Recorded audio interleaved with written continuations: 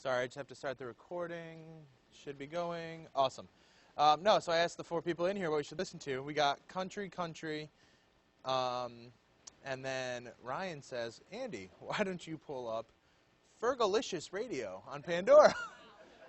And so we had Glamorous, we had some Pussycat Dolls, a little bit of Gwen Stefani. We started off with Promiscuous, so that's Ryan's new theme song. Anyways, tonight we're going to start talking about mentoring. We're going to talk about mentoring through the peer advising lens. So before I ask you to start taking notes on some stuff that we're talking about, we're going to do an activity. What I want you to do is, with the person next to you, for you three in the corner, you guys can do your three together. What I want you to do is talk about what a mentor is made of with the person next to you, so with a partner next to you. What a mentor is made of. And when I say that, I mean I want you to talk about what are some traits that you would like to develop as a mentor, who has been a significant influence in your life. You can think of several, but choose one that you want to talk to your partner about. What did they do to influence you? Would you regard this as mentoring? Why do you call them a mentor? And what is it about them that you would like to emulate? So that's a lot of stuff right there. So what I want you to do is take a couple seconds to think about this. But then, again, like I said, with your partner next to you, talk a little bit about it. Sound good? Cool. Go.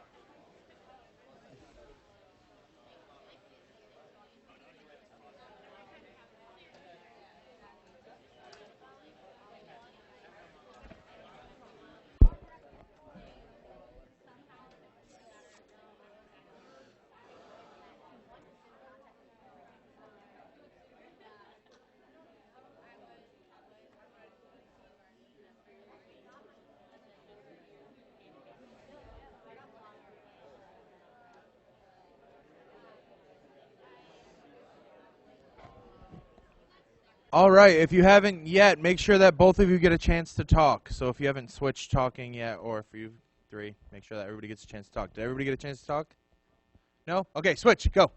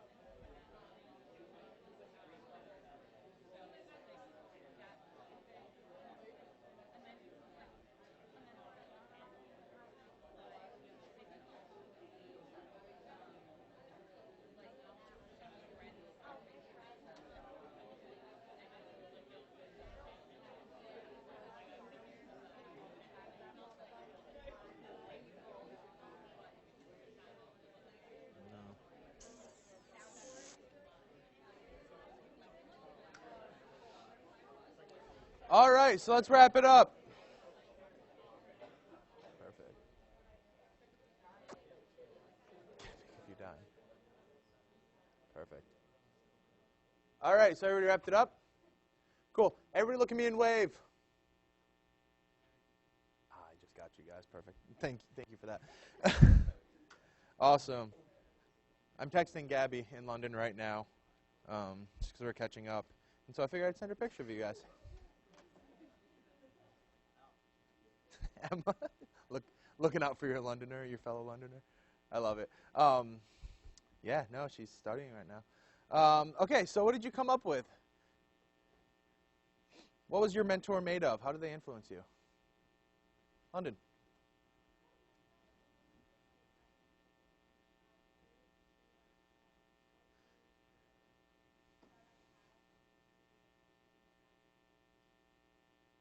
Cool.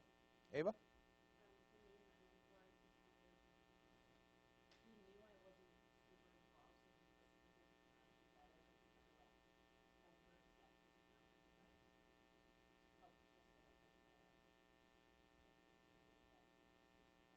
Cool.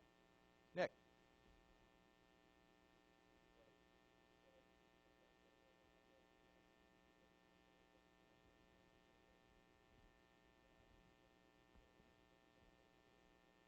Perfect. So looking on that more positive side. What else? Joe? Someone who leads by example. Greg?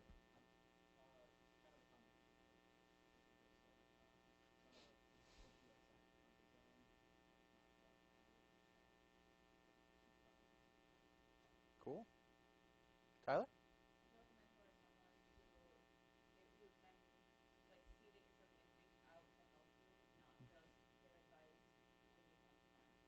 Okay. Jesse, was that your hand I saw?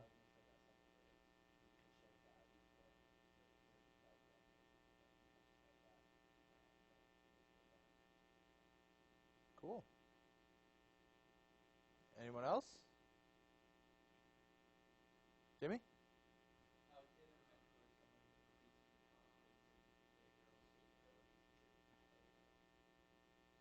Cool. How about one more? Yeah, Kate? Ooh. Okay. Experiences. Cool. So what were some common themes that just came up when I was asking you that? Mike? Leadership. What else? Chaz? Support. Ava? Challenge. Greg? Understanding. Nick? Guidance.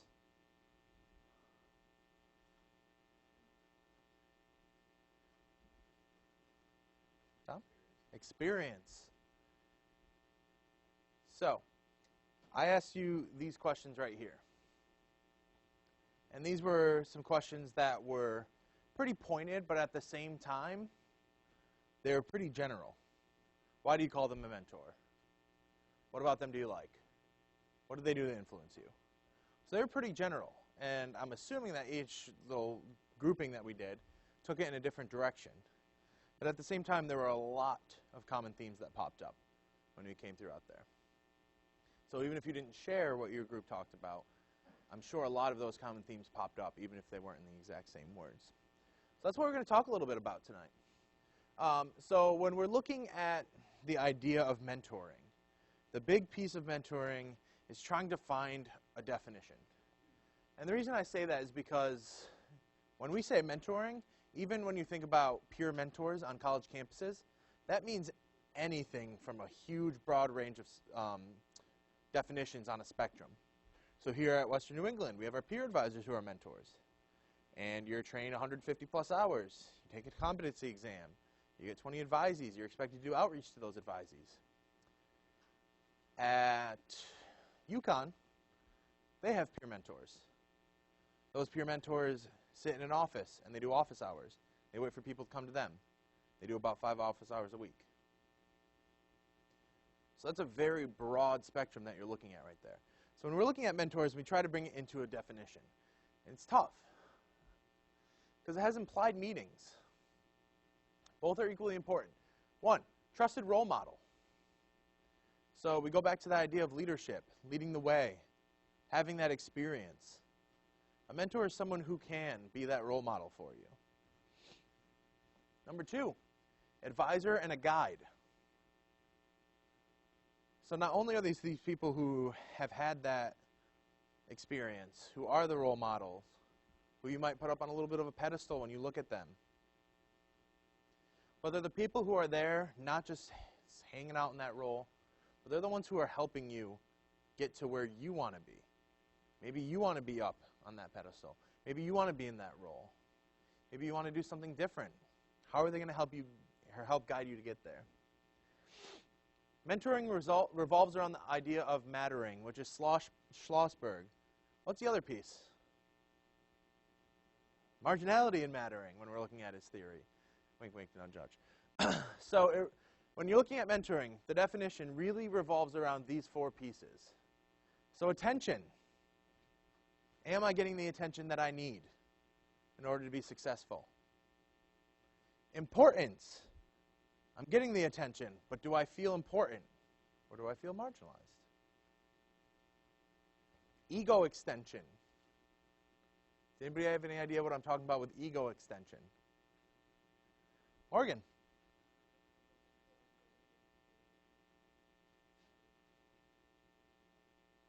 Yes.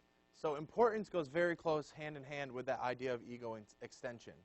So when you're looking at ego extension, it's not only feeling important, but if they don't feel important, how are you helping them get to that level? And in turn, the idea is that when they help you, you're going to help someone else. And last but not least, obviously, appreciation. And that's a two-way street when you're looking at mentoring. Obviously, you as peer advisors are going to help your advisees get to where they want to be. You're going to show that appreciation when they do well. You're going to commend them for doing well. But at the same time, you want to get that back. A lot of times that's energizing. That keeps you driving forward. Okay, so let's make a definition. Wink, wink, nudge, nudge. Let's make a definition. So, this is pretty heavy, so I'll do it real quick. A mentor is someone who, by virtue of their experience and perspective, leaves you with all of your freedom intact, but who, by what he, she thinks of you, encourages you to be fully who you are capable of becoming. What? Huh? Someone tell me what it was. What's that definition? Mentor is someone who, by virtue of their experience and perspectives, that's a lot to expect you to know. So let's break it down real quick. A mentor is someone who, by virtue of their experience and perspective, that idea of having been there, having walked the walk, leaves you with all of your freedom intact, lets you make your choices, doesn't walk with you hand in hand as you go through all of your experiences, doesn't take the exam for you, but who, by what they do or what they think of you, encourages you to be fully who you are capable of becoming. So although they're leaving your freedom intact, they're not making choices for you. They're giving you that scaffolding. They're giving you the perfect balance of support that you need. They're challenging you to become a better person.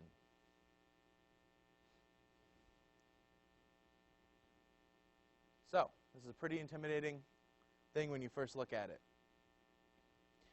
A mentor is a person who's been there. They've done that. They're going to let you be there and do that for yourself. But they're going to support you to be the best person that you can be. That makes it a little bit more human when you say it like that, right? Yeah? Okay. So the foundation of mentoring, where does this come from? You cannot be a mentor effectively unless you are focused on the person. When I say when you're focused on the person, you're focused on the person or people that you're trying to be a mentor for. At the same time, as we saw in our theory session, not everybody's coming in at the same level. You're going to have advisees, for example, who are 18, right out of high school. You're going to have advisees who are transfers. You're going to have advisees who have never lived with anybody before. You're going to have advisees, potentially, who are veterans, who are 25. You might have an advisee who's a first-time college student, but they're 21 because they played hockey in juniors for 3 years. So not everybody is at that same pace, and not everybody has the same experiences in their environments. So if you're looking at that idea from Sanford of challenge and support, support's not enough.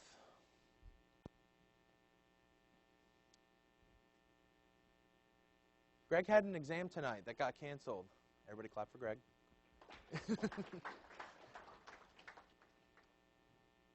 If I went with Greg and said, hey, I want you to pass this exam, so I'm going to go in there with you. I'm going to pass note cards to you. It's going to give you the answer to every question. I'm supporting him. Supporting his cause. Probably going to get him kicked out, but I'm supporting his cause. But I'm not challenging him. I'm not giving him the skills that he needs. However, if I'm a tutor for Greg, and I'm helping him find ways to understand that information, I'm giving him that support, but I'm challenging him to find a way to make sure he passes that exam himself. So, mentoring is all well and good. Now, I want you to think back to when you were talking about your partner or partners just a second ago. And I want you to tell me, by a show of hands, how many of your mentors that you talked about were mentors because, or were mentors who were in a specific role? So, for example, if you chose me, which I'm figuring all of you did, I'm in a formal role. I work at Western New England University. I advise the peer advisors. I am in a formal role. If it's a teacher, a coach, etc., they're in a formal role. Raise your hand if it was a formal role. Loud and proud, nice and high. Okay, so a little over half of you, probably about 2/3. Now the reason I ask that is because formal mentoring doesn't just happen because it feels good. There's a reason you put formal mentoring in place. There's a reason we have peer advisors. The reason behind that is because if you formalize mentoring, just like if you formalize anything else, so you can study by just having a bunch of notes on a piece of paper all jumbled. But for most of you, I'm sure you've got a system. Either you rewrite those notes, or you work one-on-one with somebody and you verbally say those notes, or you have note cards, or whatever it might be. If you're doing that when you're studying, you're formalizing your studying to be more successful. At Western New England University, we could just hope, oh yeah, those upper class students, they'll help the freshmen get it. We could do that, and for the most part, it would be decently okay as far as being effective. But formalizing it is key, because you can capitalize, wink, wink, nudge, nudge, on these three pieces of formal mentoring: knowledge, skills, and integration. When I say knowledge, what do I mean? Hands. Somebody I haven't heard from yet tonight.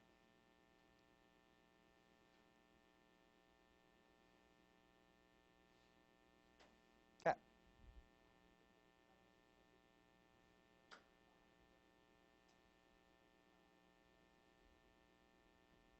I'm going to take you for that first part. Knowing what you're doing. That's it. Knowledge. Who knows 2 + 2?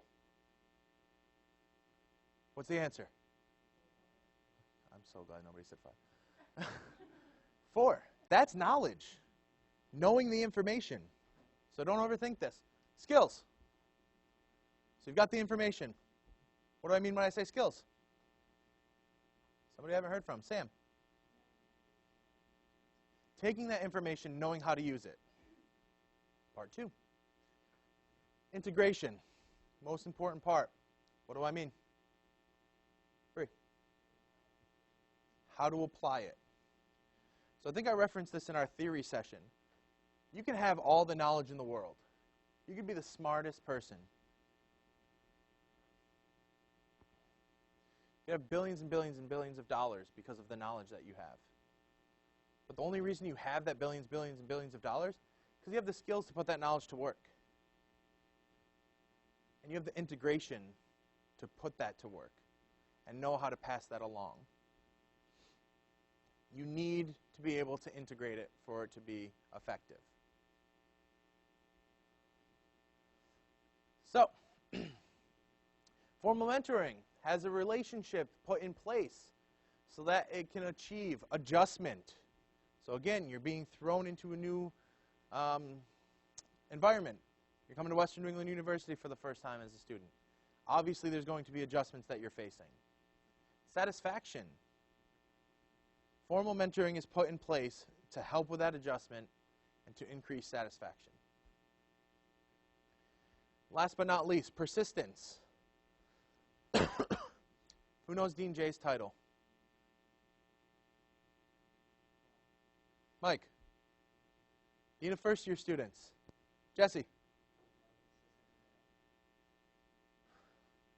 Trying. Chaz.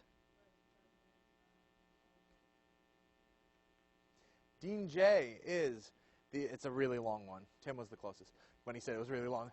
Dean Jay is the Assistant Vice President for Enrollment and Retention / Dean of First-Year Students.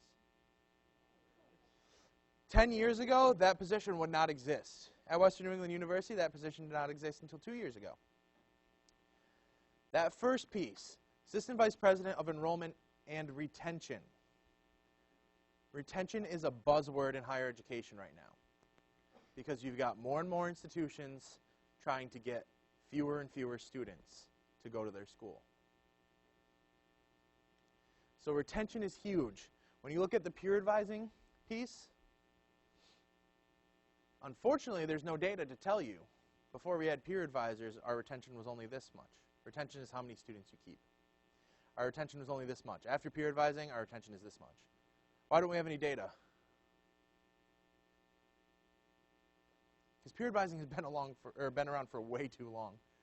We were at the way forefront before people even cared about retention. So we've had about 42 years now of peer advising. But what we know, hey Vinny, what we know is that best practices show that when you have a piece of formal mentoring put in place, students are much more likely to persist, aka stay in school. So that's why we really focus on that here in peer advising. However, this is the business side of things. This is the weird formal side of things that nobody likes. This is what I want you to focus on right here. Modeling the way. Formal mentors are there so that they can show their mentees the way. When I say show them the way, I don't mean that they're there to say, hey, this is the path to walk on. This is the one you want to take. What I mean is that you say, hey, these are all of your options. Which one do you think is best for you? When they take that first option, they start walking down that path, they fall into quicksand, which, by the way, who's ever actually seen quicksand? Yeah, it's a lie. I don't believe it. Anyways, they go in that quicksand. You as a mentor, a formal mentor, are there to help them get out of that quicksand. But then when they take another path, they find that pot of gold at the end of the rainbow, which also, I'm starting to believe that's a lie too. Anyways, you've seen that one? There it was. I was wondering if that was coming. You're sharing in that success. You're helping in that failure. You're helping to model the way. So let's talk about mentors. Mentors are not friends. Mentors are not friends. What aren't mentors? Friends. Mentors are not friends. You need to make this distinction in order to be successful.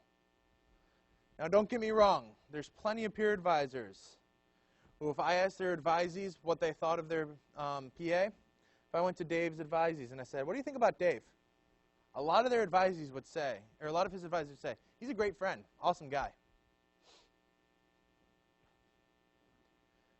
But the reality is, if I asked Dave what he thought of his advisees individually, I doubt he'd say that they're his good friends or they're his friends. Because Dave knows mentors are not what? Wink, wink, nudge, nudge. Mentors are always mentors when someone is watching and when no one is. What does that sound like? The fishbowl. So, first-time PAs, what do I mean when I say that mentors, and more specifically PAs, live in a fishbowl? Tyler.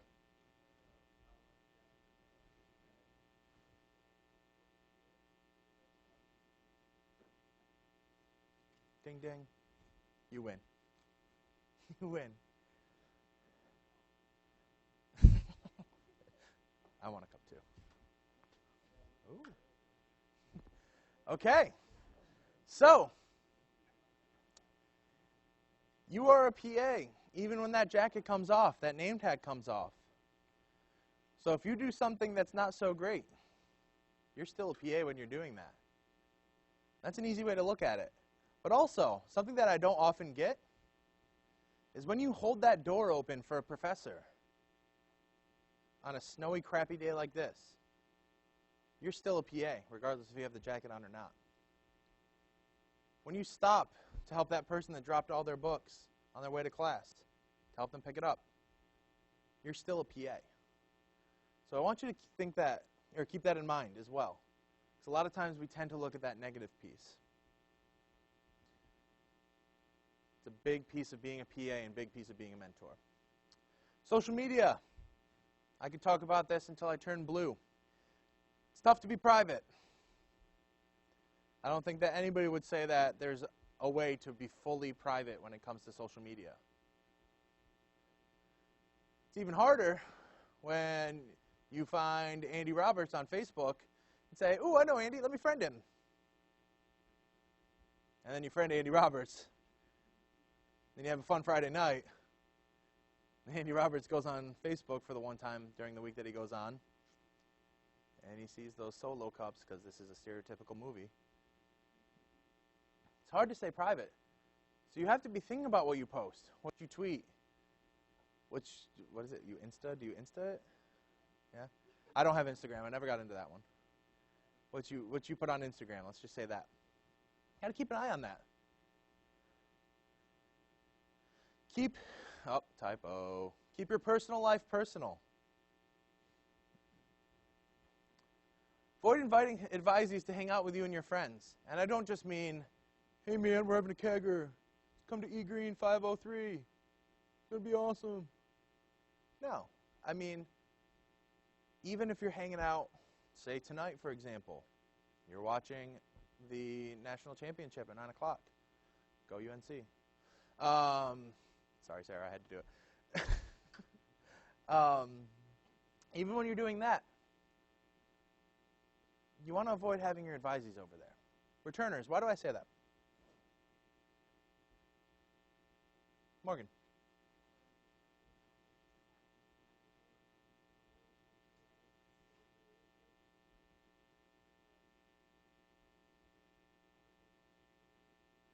Exactly. You're no longer the mentor, you're the friend. Anybody want to add to that? M?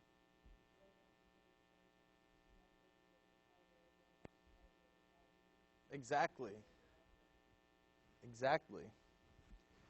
Question. Have you ever walked up to your friend or any of your friends and said, "Hey, friend"? I don't know their name. Yeah? Okay. You say, "Hey, friend." Don't worry, there's more. You say, "Hey, friend, what is your physical goal for this semester? What do you want to do physically?" You ever said that? No? No? Casey, you ever gone up to your friends and been like, "Hey, man, what do you want to accomplish in your classes this semester?"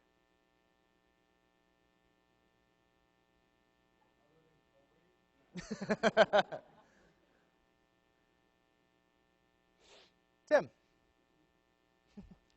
you ever gone up to a friend and say, "Hey, friend, what goal do you have for yourself this year when it comes to your lifestyle?" Shut them up. Yeah. Returners, what does that sound a lot like? PSPs, personal success plans, we'll come back to. So how you act around your friends isn't necessarily the way that you act around your mentees, your advisees, when you're looking at the PA position. That's okay, because you're not in the same role. When you're with your friends, you're not necessarily always thinking, how can I help this person have a better experience? How can I make sure that I help them bridge that gap? How do I make sure that I can help them adjust? You're not thinking that. That's your mindset as a PA. A couple points here. These are things that are not like heavy note points, just things that I wanted to add in. A mentor is an experienced guide for the first-year student to help them access the storehouse of knowledge and resources at the university. So this is starting to think of it a little bit more as a PA. You're there to help them understand what they have here at Western New England as far as resources. Part 2. Mentor is a knowledgeable and experienced guide, a trusted ally and advocate, and a caring role model. So again, this relates back to that idea of when we were building the definition of a mentor. Mentorship is not a job, but an opportunity to help others discover the potential within themselves and succeed at the university and life. So again, if we're trying to break that really heavy, dense mentor definition down, here's 3 different bullet points that you can think of as a mentor and as a PA. So when we're looking at the requirements of mentoring, wink, wink, nudge, nudge, a big piece with mentoring is commitment over time. If you want to be a successful mentor, you're not going to be a PA for the 3 days for opening weekend. Because commitment over time is huge. It's tough to be a mentor if you're doing it for 1 day, 2 days, maybe a week. Why is that? Tom? Tough to build trust over 24 hours. Kate, did you have something else?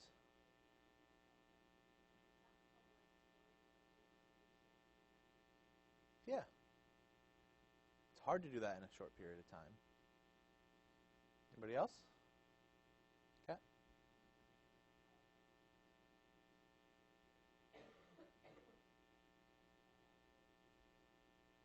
Exactly.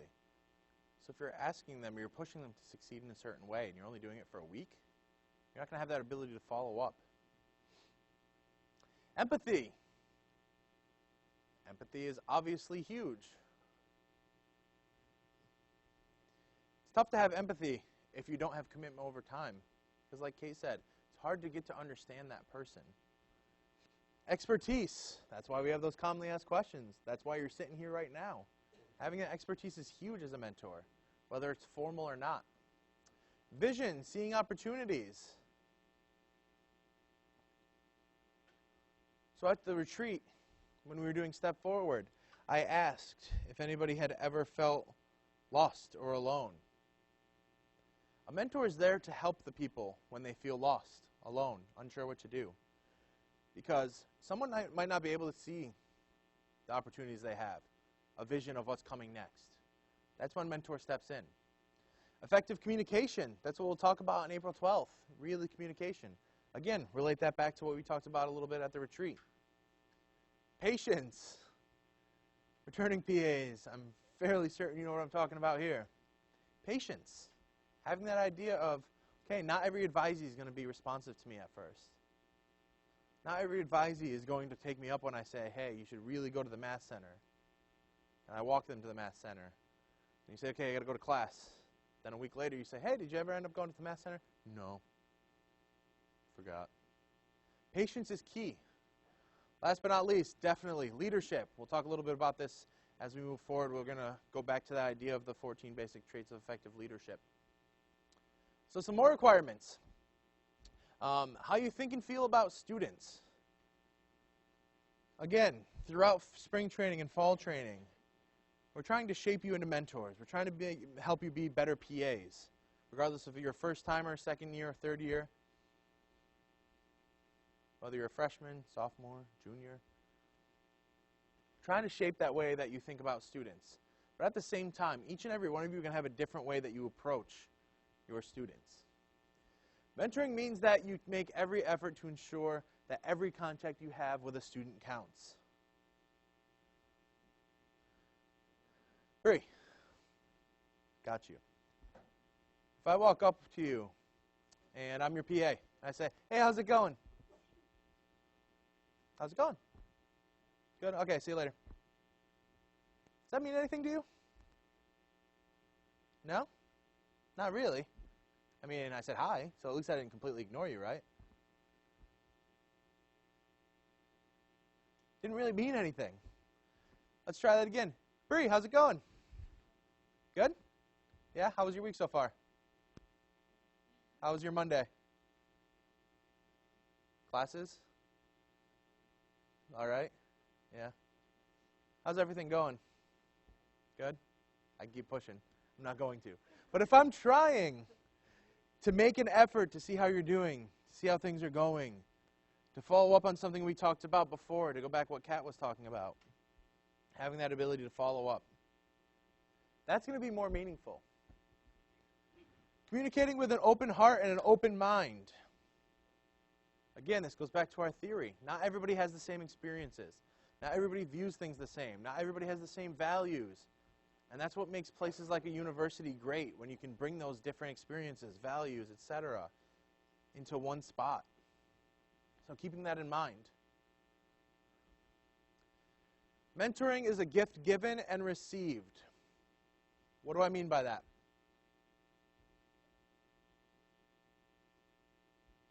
London.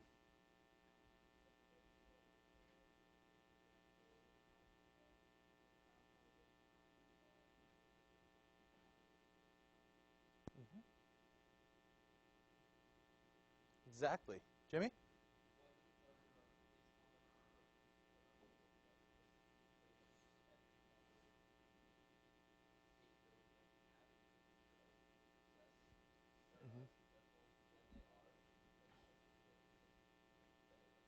Exactly. So let's combine those two answers.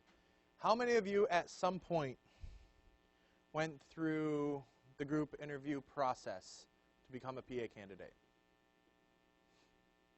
How many of you had to meet with either Dean J, myself, or for you third years, Kelly, to interview? Okay.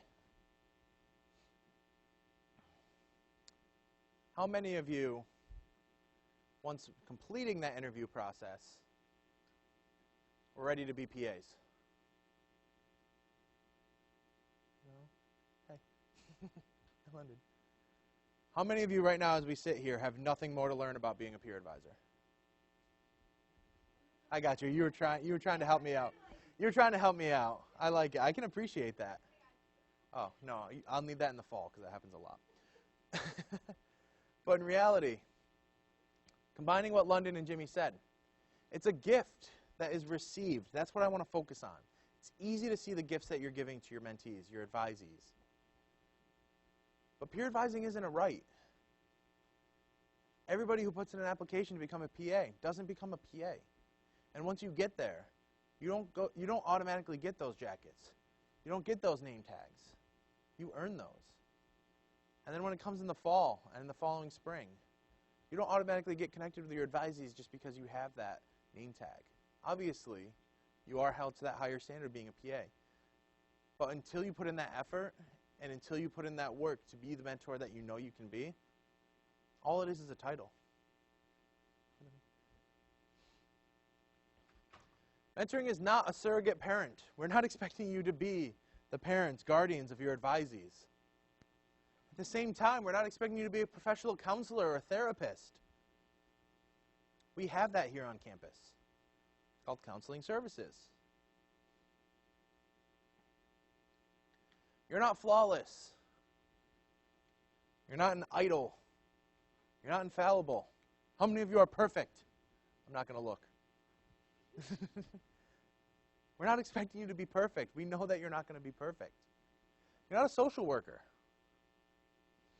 You might be a social work major, but you're not a social worker.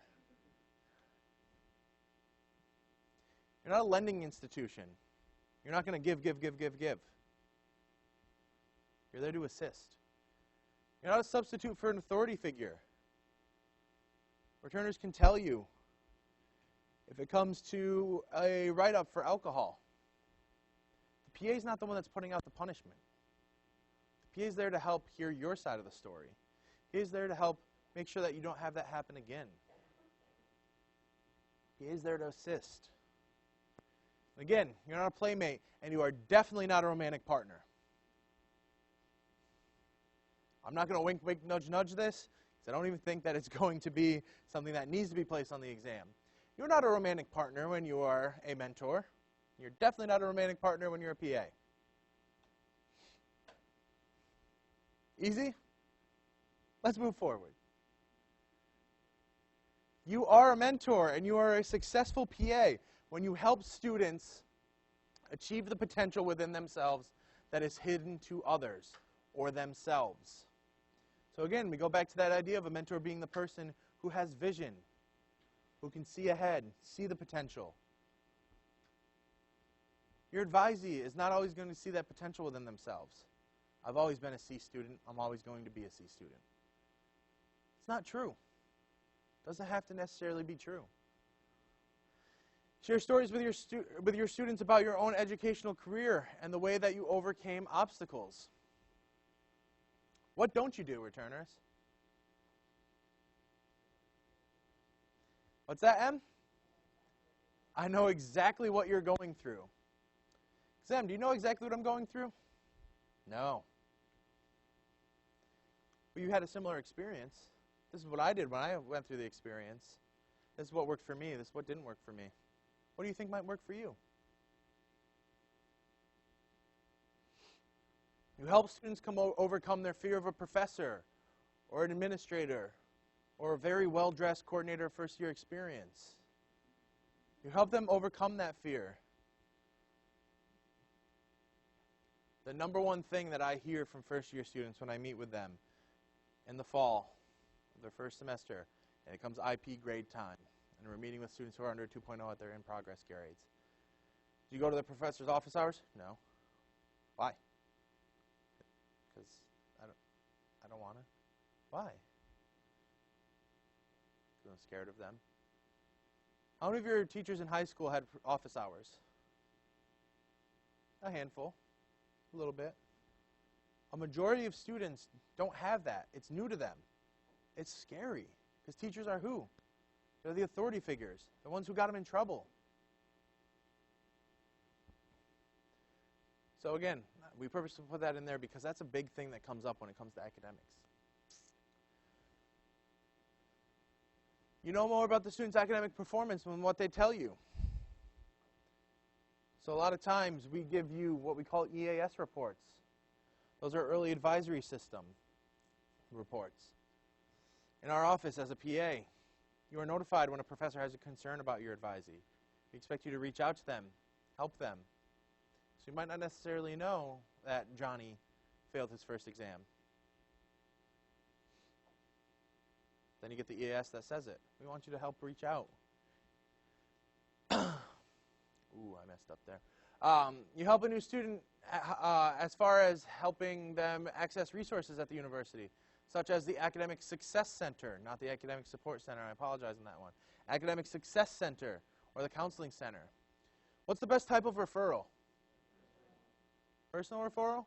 Oh, another question. What's the best type of referral? Wink, wink, nudge, nudge. Bringing that person there is the best way to refer them. Because it's one thing to say, hey, you should go to the math center. It's another thing to say, hey, you should go to the math center. Let's go. Helps make sure that they get connected to that resource. Clubs and organizations that cater to their interests, their abilities. 60 plus, well now we're up to actually 70 plus clubs and organizations on our campus. It's a hell of a lot of stuff to do. Obviously you're not going to get involved in all 70 plus of them, but helping them realize, oh, I actually didn't realize that there were Stages players here on campus. By the way, good job for those of you who are on Stages players. Yeah. They might not know that, so helping them realize that. And then, again, if it comes down to it, helping them or inviting your students to come in for a study session or meeting in the library, if it's something that you feel comfortable helping them with. You're an engineer. You've been through Physics 133 with Civicus. You know some tips. You know some help. Inviting them to that. So again, this relates back to that idea of having walked the walk, showing them that you've been there, you've had some experiences. You listen to a student describe a personal problem and explore resources at the university to deal with the problem. What's the most important word? Listen, support. Right here. Explore. Listen, explore, and I heard resources. Those are my three main words right there. Number one, you listen. Because all of you are hearing me right now, because I'm pretty loud. But I guarantee not all of you are listening to me. Because that's tough to do solid 2 hours in a row, is to really actively listen to somebody. But you're listening to that student. You're exploring the resources. What aren't you doing? You're not talking because you're listening. You're exploring resources. Telling them exactly what to do to fix that problem. You're exploring resources to help lead them that way. Then again, this last piece, you help a student understand a university regulation or procedure. What? I came to college. I should be able to openly have a cup or a red Solo cup walking around campus. That's what college is. At least that's what all the American Pie movies told me. Again, you chuckle. But these are things that we've seen before. Goal of mentoring. Helping is exceeded by empowerment. First-timers, what do I mean when I say, when you are a mentor, helping is exceeded by empowerment?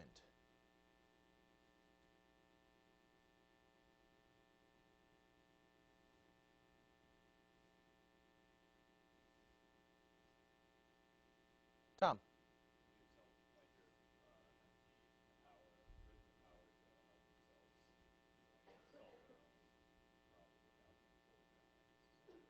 Why is that important?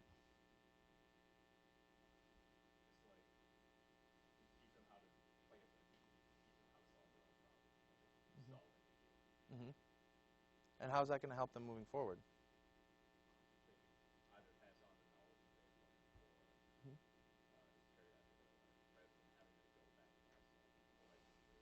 Mm-hmm.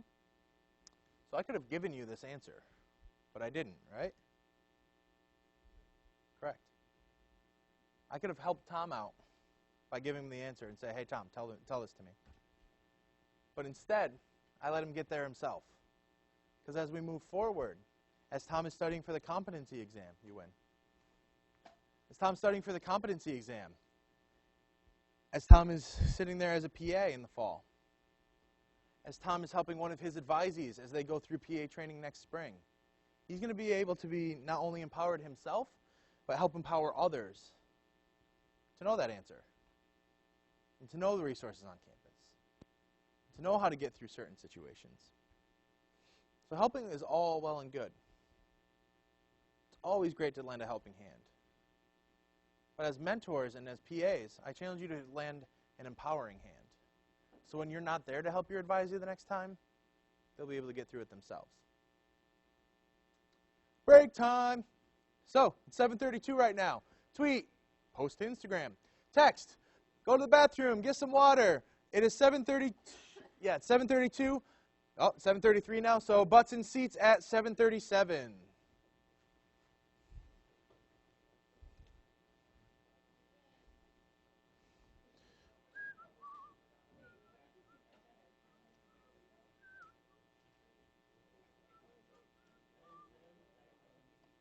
One second.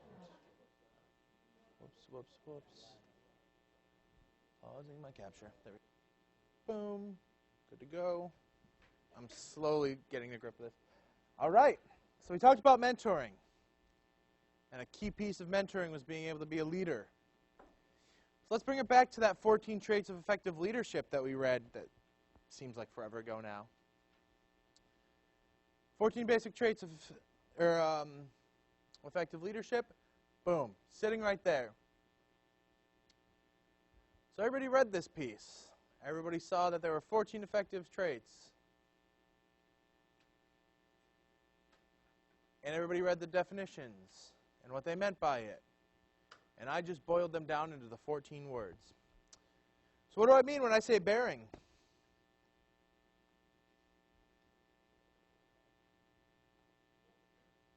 Golden bearing. 14 Trades Effective PA Ship. Golden bearing. What's up?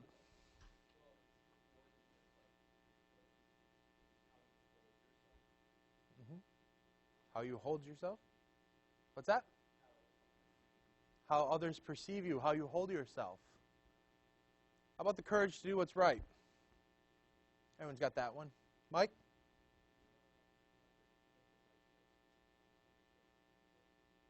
Even if it's not the popular choice or the what? Or the fun choice, or the easy choice. Wasn't an easy choice to get out of bed after binging on Grey's Anatomy this afternoon. Oh, sniped. Let's go. Yes. I love it. I was hoping I'd get somebody. Oh, nice. But it was the right choice. How about decisiveness?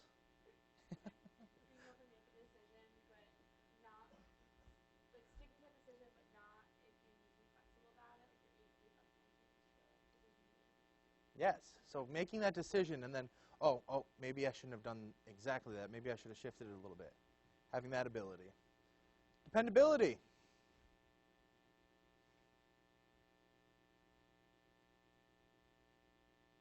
Denasia.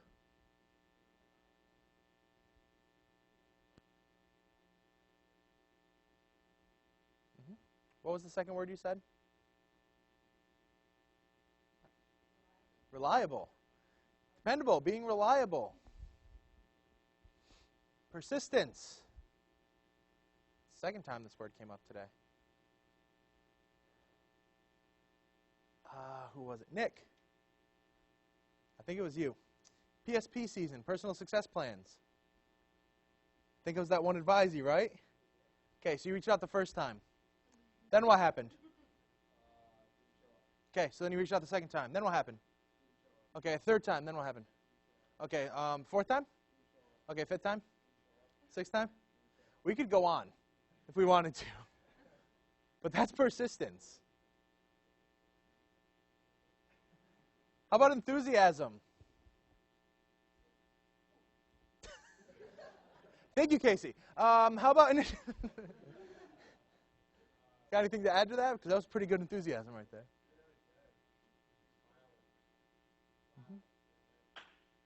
There you go. Holding yourself as that person who's excited for what we're doing. How about initiative?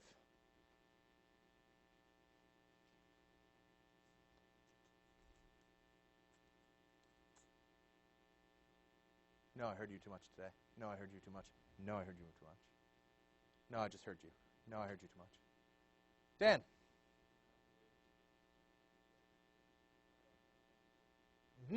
Going out of your way to make the first move. Taking that first step when they might not be able to take the first step to come towards you, or not comfortable to take the first step, or don't know how to take that first step. Integrity. I already brought it up once today. One idea, 2 words. 1 word, depending on who you are, as you spell it. Integrity. What am I thinking of?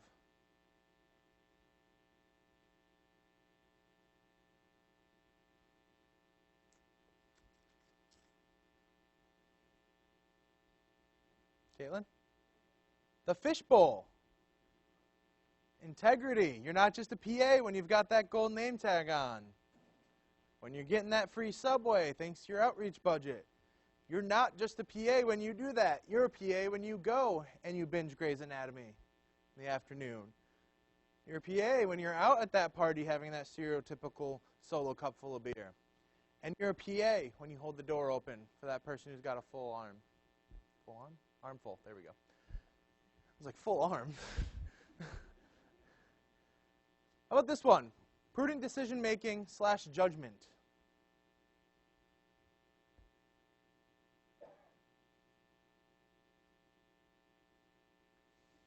Tim.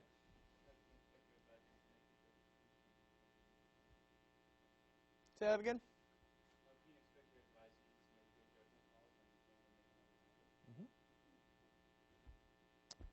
about consistent champion?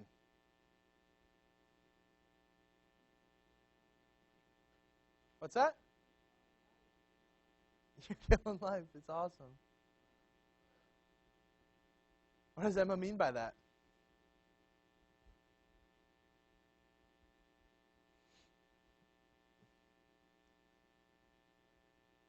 Caitlin.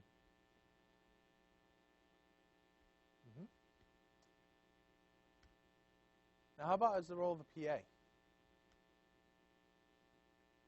If you're a consistent champion for your advisees, what do I mean? Jesse.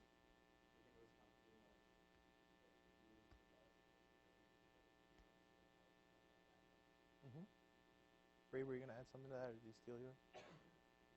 Yeah. Anybody want to add anything to that? Sam?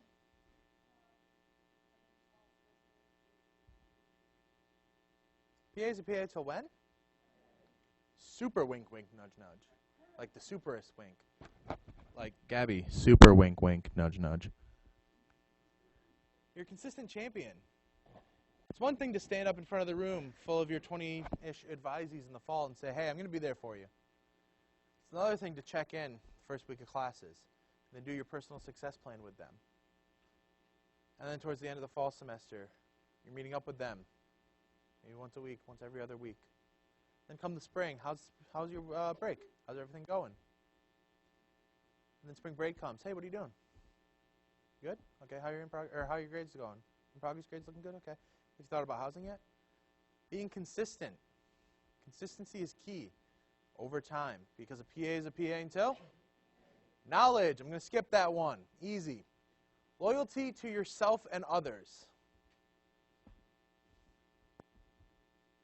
So we all know what loyalty is, but why is that important when it comes to being a leader? London.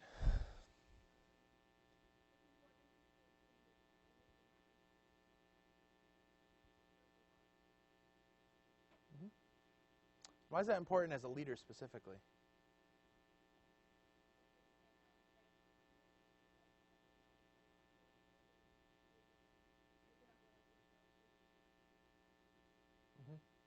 And if I know London, and I know what your values are, but I'm one of your advisees, and I see you do something that's against your values, what does that say about London? She's not dependable. She's not genuine.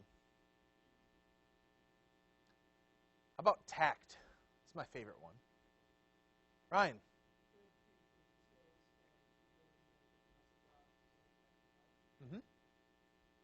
So if you think back to those three main pieces when we were talking about mentoring, what was the first one? Knowledge. What was number 2? Skills. Number 3? What was number 3? Integration. Having that tact. How do I get this thought, these skills that I have, how do I get that across to the person I'm trying to help? Unselfish. Why is that important?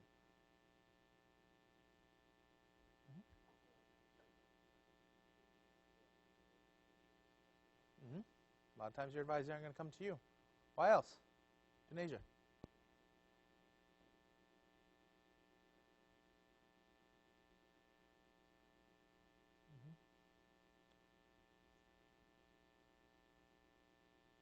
You all take at least 2 hours a week this spring semester to sit in this room and listen to me talk to you about this stuff. How much are you getting paid to do this? Nothing. That's pretty damn unselfish. But I hear more and more and more about how this generation doesn't know what it means to be unselfish. About how this generation is all about me, me, me, me, me. But at the same time, we've got 52 damn good students sitting in this room right now because of this one trait. Because you're unselfish. So what does that say about the generation that's coming up? That means that not only the 52 people in this room, but everybody in this generation have a pretty good chance of being effective leaders. That's pretty cool. So let's look at Kouzes and Posner. Who knows about Kouzes and Posner? Who's heard of them? Who's seen them, read them, anything like that? Anybody? Kouzes and Posner are two professors, two scholars, out in California, so their lives are a lot better than ours right now, who have dedicated their entire careers for one thing: leadership. They led a survey of over 30,000 leaders to ask them what they thought was most important in their roles. They got their strengths put together, and they came up with 34 strengths. They were a big piece in that. What does that sound like? StrengthsFinder, you first-timers. Kouzes and Posner were huge in developing StrengthsFinder. Kouzes and Posner came up with these pieces of how to become a successful leader. Wink, wink, nudge, nudge. Successful leaders challenge the process. Who in this room knows Haley Greenhalgh? Who in this room knows Shelby Russell? Those two question me more than anybody has ever questioned me in my entire life. For those of you who don't know them, they are two current peer advisors. Those two are not afraid to raise their hand and say, why the heck are we doing this? Those two are not afraid. Shelby, for example, when we did StrengthsFinder 2 falls ago, the entire session was staring at me like I just threatened her entire family. But she was challenging the process. She wasn't sitting back and saying, all right, well, this is the way it is. Even though I disagree with it, I guess this is what we're doing. If something doesn't seem right, something doesn't feel right, you think you can make something better, you're going to challenge that process. You know what happens? A lot of times when you challenge that process,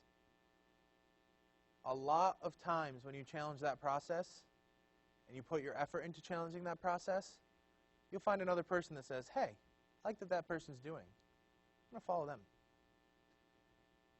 And then someone else sees you, and then someone else sees them. You get a following behind you. What's this year? What year are we in? 2016. 2016, right? Yep. Let's go back 100 years. Go to 1916. It's only 100 years, right? It's year 2016. So regardless of what your religion believes, anything like that, we've been around for a damn long time, right? So let's go back only 100 years. What wouldn't be true 100 years ago, right here in this room? Microphone. Yep, what else? Greg. The school.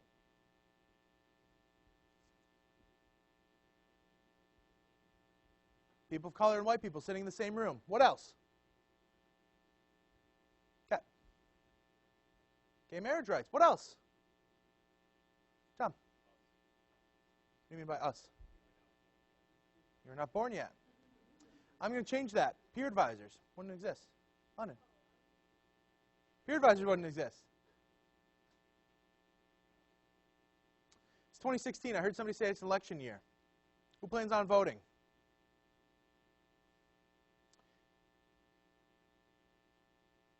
What wouldn't have happened 100 years ago? Casey.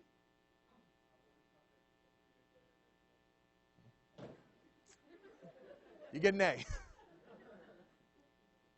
All of these things that you're bringing up, a lot of these things that you're bringing up inspired a shared vision. One person was sitting there one day and said, hey, I don't feel right about this. 100 years later, we still had a lot of work to do. There have been a lot of changes. Because one person in one room sat down, said, hey, I'm going to challenge this process. And then they started to inspire a shared vision. Then they enabled others to act. They gave the voiceless a voice. They helped others feel comfortable that even though the police might beat me, or even though I might get shunned by my family, or even though society might not think it's okay for me to be doing what I'm doing, I'm still going to do it. Because the leader who challenged the process and inspired that vision enabled others to act. And what did they do? Model the way. When you see rallies from the 60s, the Civil Rights Movement, where do you usually see Martin Luther King when you see those pictures of rallies? Where do you see him? In the crowd. Where in the crowd? In front of the crowd. Why is that? He's modeling the way. Does anybody know why Martin Luther King chose to go to the front of those rallies?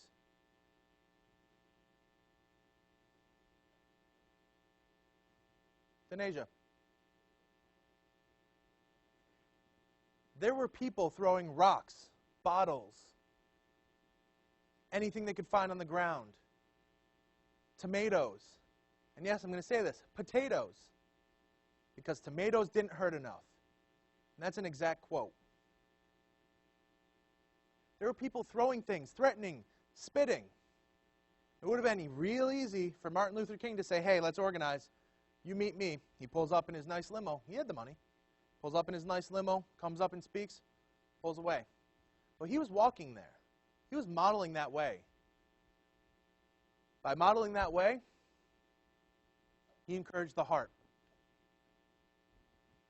Biggest piece of leadership. So what happens when you encourage the heart?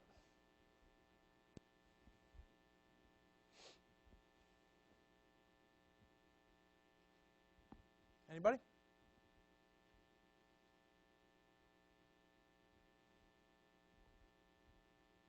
Tim.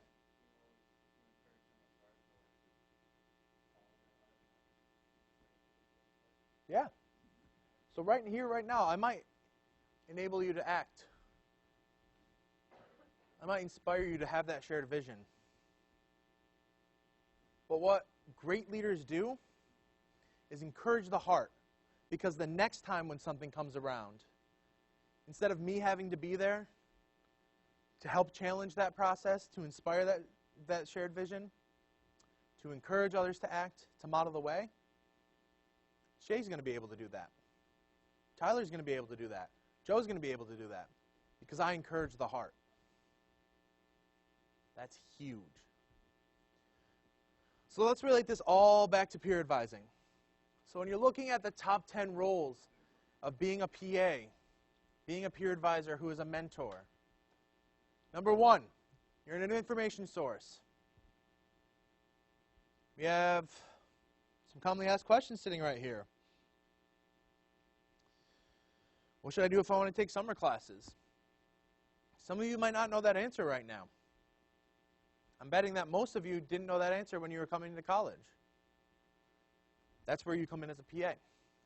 You're an initiator. I think it was Dan that said, you take that first step. They might not necessarily come to you because they don't know how. They don't feel comfortable. They don't know that they can.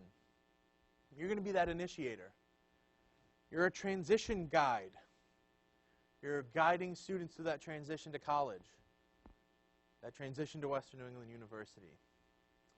You're a success coach. You're helping those students to get to that point of where they're successful. Question. When you watch that game tonight, Villanova versus UNC, if you choose to watch it, and let's say Villanova wins. You're welcome, Sarah. We'll call it even. Villanova wins. Jay Wright, the head coach. When Villanova wins, is he going to walk right off the court and just be like, peace? No. He's going to be there. He's going to celebrate with his players. He's going to cut down that net. Because success coaches are also agents of celebration. They're there to celebrate those good things. They're not just reaching out when bad things happen. They're a progress monitor. So you're there for that transition. You're not just guiding through. You're helping monitoring that progress as they go through that transition. You're a challenge agent. You're a change agent. So you're challenging your students. You're not just saying, All right, here, I'll get this for you. I'll do that for you. You're challenging them to be better. You're an agent for change. Your student's not going to classes.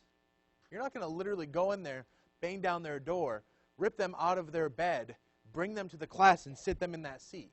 Although, returners, you can attest to this. Sometimes you might want to. But you're helping be that agent for change in the way that they're approaching their classes. You're a connector. Why is that big, or why is that piece so big in my eyes? You're a connector. What does that relate back to? London. Connecting them to the resources that they need. That's where it goes back to that idea of the information source. Model and a leader in the community. PAs are always in that fishbowl. You're modeling the way. It's real easy to sit in this room and say that. It's a lot harder to do that when faced with a situation.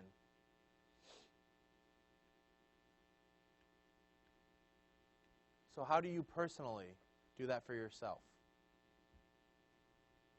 Go. Okay. So the actual act of mentoring itself. So when you're looking at mentoring, oh, we're doing great on time. You guys are going to get out early. You want to establish the positive personal relationships. What's the most important word in this for me? Positive? Anybody got any other ideas? Other ideas? Personal. Any other ideas? Relationships. What else? Establishing. Trick question. All of those are important. Establishing that positive personal relationship. Let's break this down. You can establish a positive relationship. Hey, Casey, how's it going? Hey, you do you, man. You're good.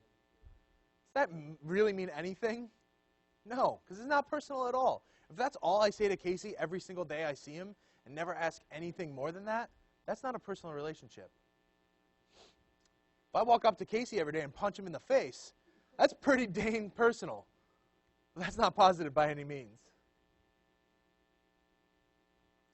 Helping students understand the role of a PA. So what we're doing right now, it's April. We're about to have our Accepted Students Day next Sunday. We're throwing around the word PA, peer advisor, PA, peer advisor, PA, peer advisor. Right now they're just, okay, yeah, okay, whatever. Because they're not thinking about, okay, what is this PA going to do? This PA is going to help me. They're going to be that agent for change. They're going to be that success coach for me. So it's important that you have those knowledge, you have those skills, but you have the tact. You have the ability to integrate that into your relationships with them. Promote interaction with social and cultural groups and identify purpose. Developing life skills. Goal setting. How do we do that? What's that, Em? Personal success plans. Problem solving. Conflict resolution. Resource identification. What you don't see pop up there? Fix their problems. Because we're not asking you to do that. We're asking you to help them with that problem solving. We're having you help them find that solution for themselves. And last but not least is serve as a student advocate. Sometimes that's easier said than done. Sometimes you have an advisor who's got completely different beliefs than you, different values, different morals. But at the end of the day, you're still that mentor. You're still that PA for them. You are their advocate when somebody else might not be. So, thinking about PMC Chapter 4. I'm going to skip that first piece. What makes the PA position unique? Why do we exist?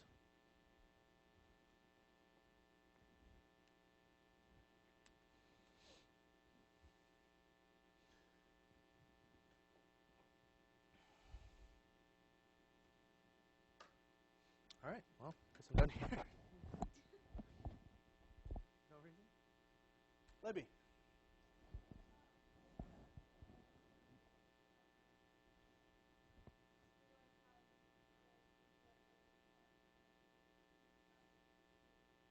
Mm-hmm. Mm-hmm.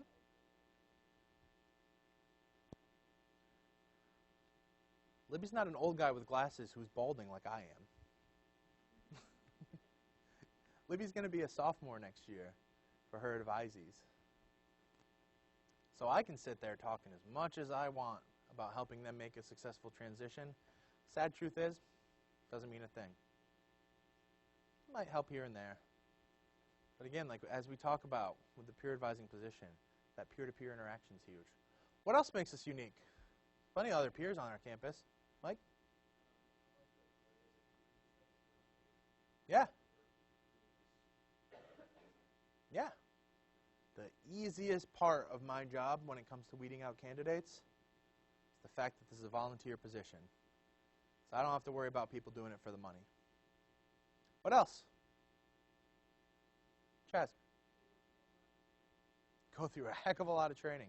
When all is said and done, you factor in all the retreats and everything, you're going to have done 150 hours plus of training. Heck of a lot of training. What else?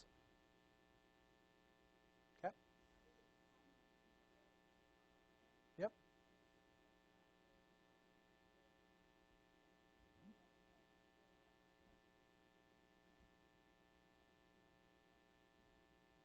Correct. Ava?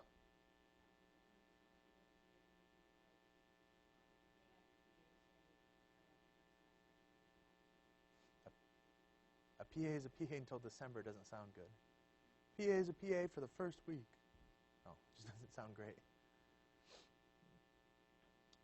So when you're thinking about the stages of a mentoring relationship, what sticks out to you most?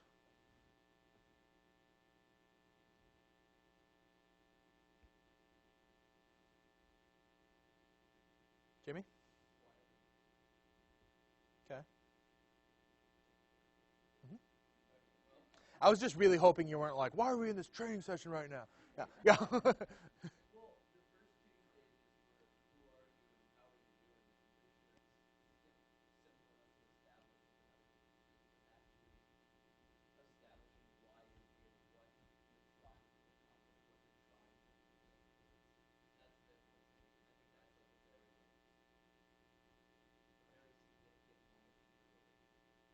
Perfect. Cool. London. Mm-hmm. Yeah, the we place is huge. Where are you going is a lot different than where are we going.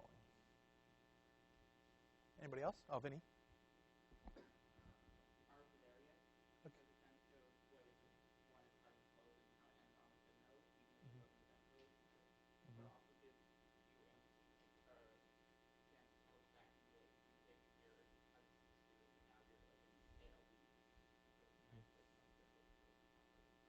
Celebrating the successes. Cool. So I'm going to skip how does it relate to the role of the PA. But what's the most challenging part of being a PA? Or being a mentor?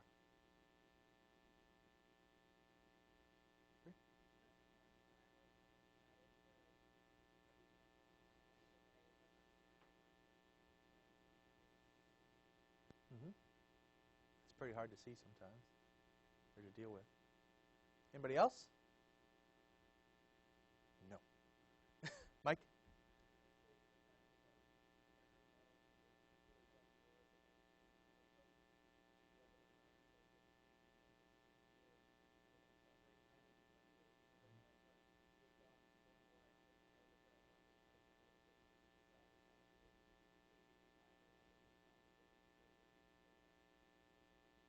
Mm-hmm. I call that the what if question. What if I had done this? What if I didn't do this? Cool. Anybody else before we move on? Cool. Whoop. Oh, hey, oh. Skipping. So again, put these pieces in here one more time. Why did I do that? Wink, wink, nudge, nudge. So, speaking of wink, wink, nudge, nudge, definition of a peer advisor. Returners just got a scary smirk on their faces. Em, I think, is about to pass out. A peer advisor is a trusted and enthusiastic partner in guiding first-year students toward achieving a positive self-concept, effective community relationships, and an understanding of the challenges associated with the transition to college. Oh. That's a lot. just like the definition of a mentor was. It's a little bit more specific, though.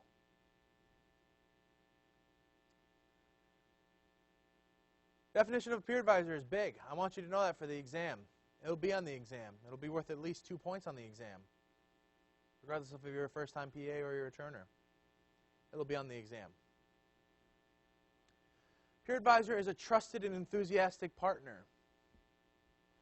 Enthusiasm, that's an easy one.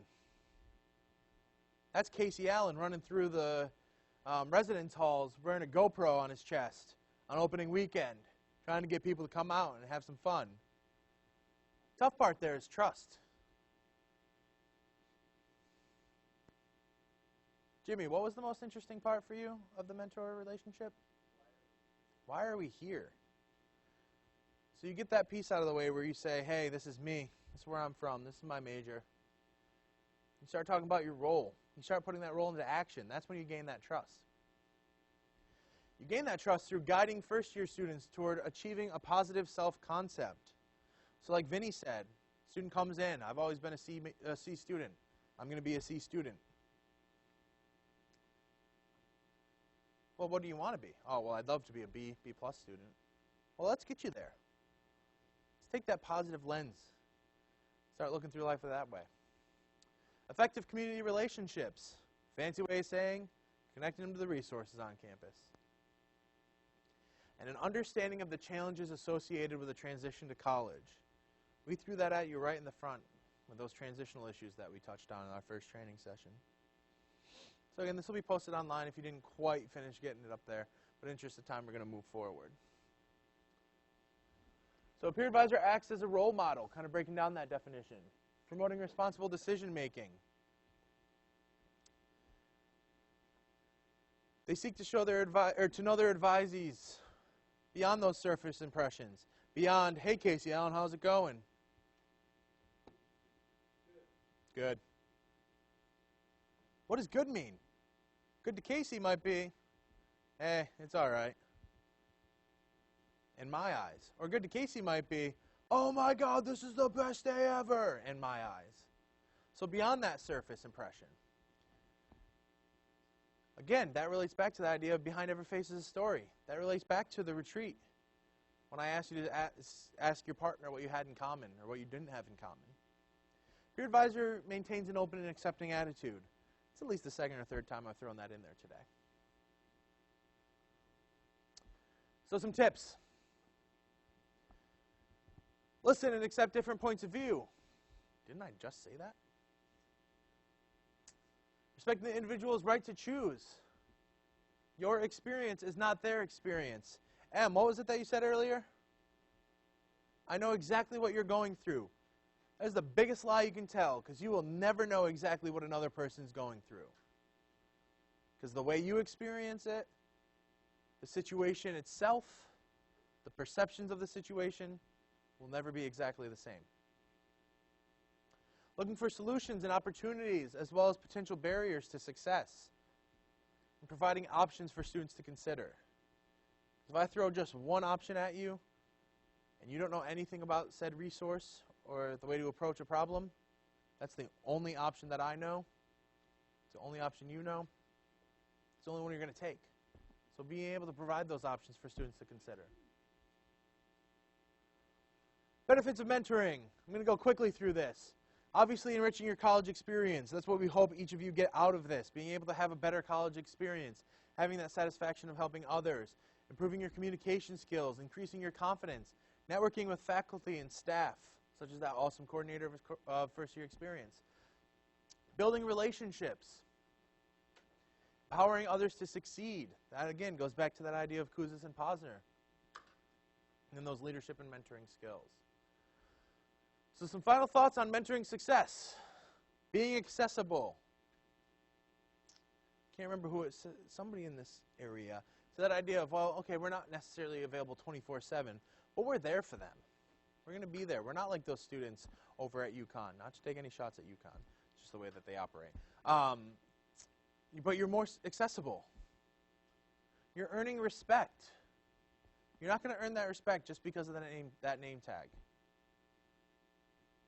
I think that's my timer to stop. Being serious, taking the role seriously. So am I taking that role seriously when I'm there on opening day? I hope so. But am I taking that role seriously when I'm holding my advisee's legs as they do a keg stand? I think we all know the answer to that one. Being a model, taking the initiative. Sounds pretty repetitive, right? Being ethical, not necessarily choosing what's easy or what's fun, but doing what's right. Again, trust is earned, openness is key. Trust is earned, openness is key.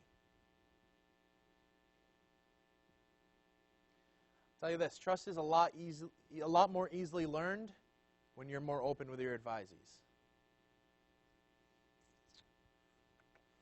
So who's sick of hearing me talking?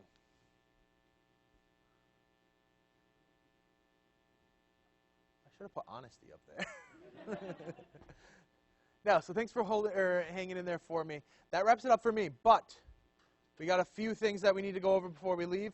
I do want to toss the floor over to Tim real quick to just mention a couple things to you. So out of respect for Tim, if you could hold off on like putting your stuff together, checking your phone, all that good stuff. You could just hold off on that and just pass it over to Tim. Good. Cool. So all your returners know, but some of you don't, that I have a 760 Caddy with a mitochondrial disorder, and in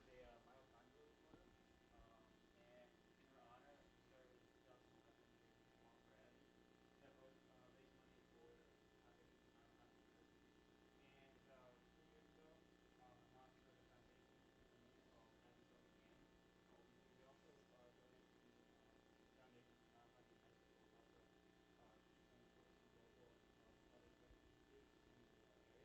and also and support some local other businesses in the area. I'm from Eastern Connecticut, North Providence, Connecticut, and so first, so what mitochondrial disorder is like it's something that it's connected. It's like really broad. It has to do with Alzheimer's, it has to do with autism, other disease, and caseworker. And so basically the goal of the foundation is to help anyone who needs wheelchair mounts or movie therapies or big mounts to Spencer and Hampton area. We've also, one thing that we did specifically was we gave iPads and iPods in adult daycare center.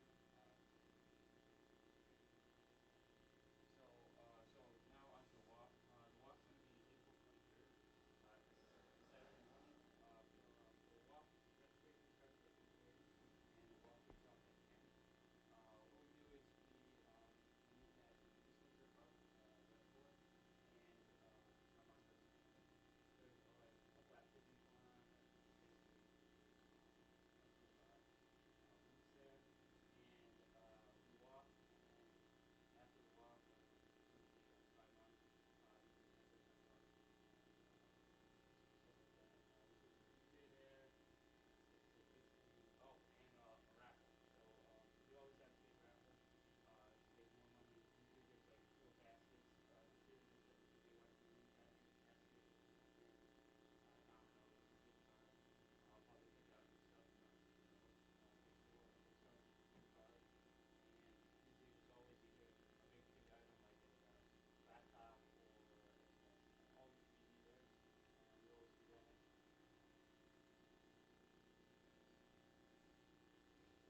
So the walk is obviously there. You can also go. I made a few online. So you can register either there or you can register online at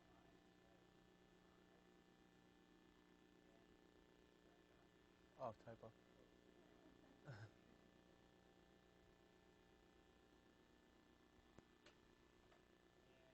I so you go to events, walk around.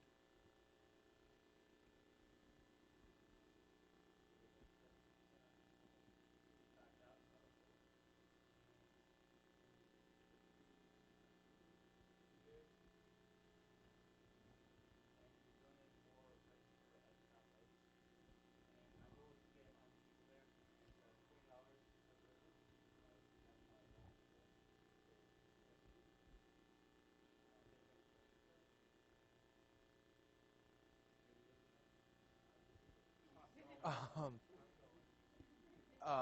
Tim, I have a question. It's more of a asking you to do this thing. Would you be able to shoot that link right out to everybody in the group? Yeah, after the session. Cool. Awesome. Awesome. That'd be great. Cool. Awesome. Thanks, Tim.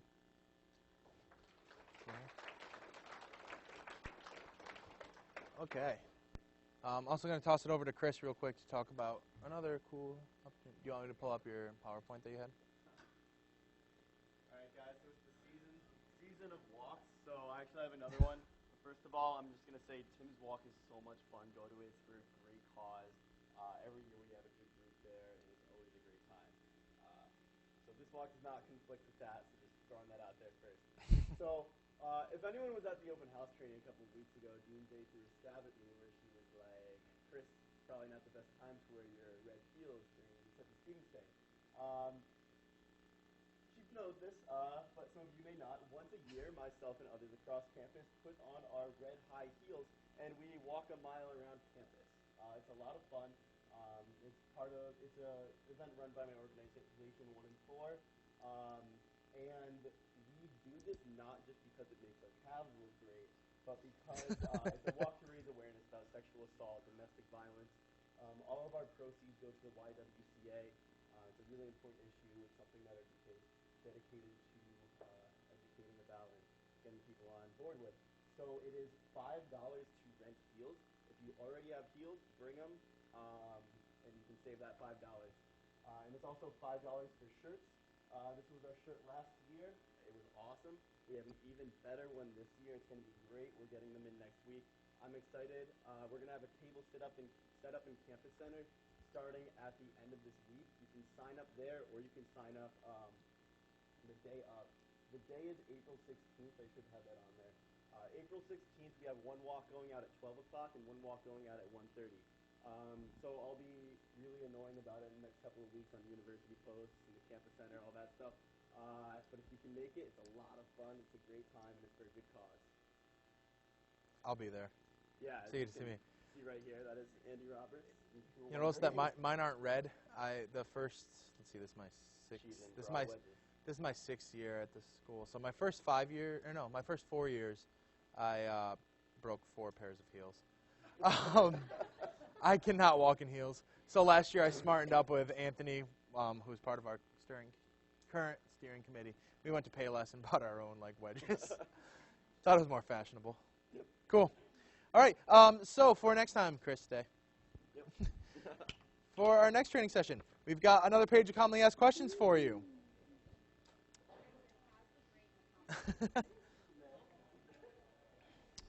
Let me pull up this piece. Bum, bum, bum, bum, bum, bum, bum. What? I'm collecting them at the end. Yep. Okay, so for next time, first-time candidates. Everybody, let's reel it in. For first-time candidates, make sure that you're reading the Ethics in College Student Life, the Disengaged Commuter Student, the Commuter Student Dilemma. Those are our 3 readings for Thursday. Also, journal number 4. Make sure you get going on that one. If you don't remember journal number 4, that's returners.